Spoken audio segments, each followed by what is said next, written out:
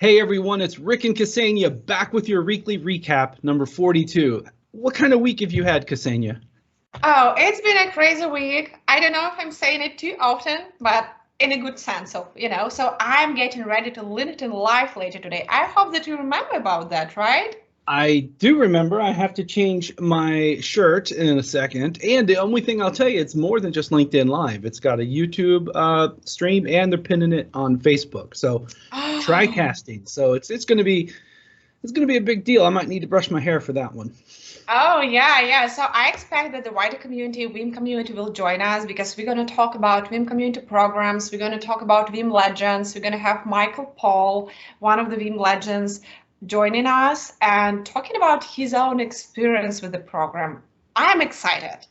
I love getting the opportunity to hear the perspectives of, like in this case, Michael's view of the program. Yeah, it's going to be a good time. So we'll make sure we post a link after it goes live here in the community. So looking forward to that. But it is actually, we spent a lot of time, Ksenia, trying to figure out how bad we're going to break the rule. Not just, are we going to break it? Yes, but how bad are we Yeah, going to break it? yeah, that's right. I don't know, but we are breaking the rule again. So I would like to start with this blog post that was delivered by vNode42, and I love that trick. So what vNode42 did, he's comparing vSphere transport modes, and he took certain criteria, right? So he's talking about security, network, configuration efforts, scaling, performance, and possible pitfalls.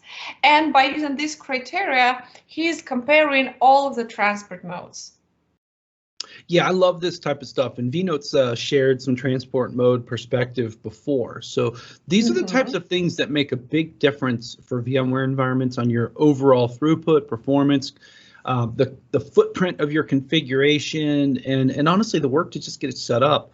You know, if I had to pick for not high performance environments, I would just go with the network mode myself or the storage integration mode if I had a storage array, right? That's my short story, but I love his long story here. So no, thank you, vNote. That's a great one. Yeah, thank you, Wolfgang, for this. Okay, another post. It's not really a blog, but I believe that's super useful for community. Probably you heard, and Ragnar shared that he discovered that and found out this on Twitter. How cool is that? On Twitter, that there were some changes on Microsoft side, and Teams backup are failing with an error, which is rather the object reference not set to an instance of an object, right? So what Ragnar did, he shared this with the community. He shared the corresponding R&D forums thread. There's also pretty good discussions from other, community members sharing their experience. And there's even link to KB because hotfix was released. And you may also check out the KB for this issue. Yeah, and so this has happened before. You know, that's the whole nature of backing up a SaaS platform, and we run the same type of potential of having this type of scenario in the cloud. The APIs are going to change on us, right? It's just the nature of the way these services are delivered. And, to have it addressed within the week is really kind of quick, which is nice because we didn't know it was coming, that type of thing. And the other thing I'll say is that, email backups, SharePoint backups, OneDrive backups, those were not impacted by this. So yeah, definitely check this out. I got heads up on it Monday on Reddit, and we saw it on Twitter, and we see it here, and we see it in forums, right? So it was definitely a thing, but definitely check out that KB for sure. Thanks for this one, Reg. Yeah, thank you. Thanks for bringing this up. Okay, another one. So this one is about clickable demos, and Chris probably he found down this site because there were a lot of posts on LinkedIn and Twitter by the creator of this site. This is a site with clickable demos. Let's take a look at this. And that was created by Stein Murdervoot. We're both messing it up. I'm not sure. I'm sure that it's Stein. So, and you can actually go and check the demo in a clickable mode, let's say. I think that's pretty cool. So thank you, Stein, for doing this, for creating this site, but also thank you, Chris, for publishing it here and sharing with the community. Yeah, these are great. In fact, you know, Stijn has got, go ahead and click one of them just to show what we're talking about here. So like, yeah, you'll and then click on, say, number 3, for example. It walks you through the process, like where you're supposed to click, where you're not supposed to click. And I remember, you know, Stijn has this on his blog. I know a couple other Veeam engineers have done these types of things. We've actually run these back in the day at events. This was an easy way to demo at an event, or just I know that some of the systems engineers, you know, would show this to their customers. So I love the kind of creativity here to just, you know, because, you know, to go to all the different contexts, these types of things are very helpful. Likewise, if you're thinking about Veeam or using a new part, these types of clickable demos are a really easy way to see what it looks like to do, you know, maybe VMs, maybe you've only done agents, maybe you've never done a file recovery. This is a great way to test it.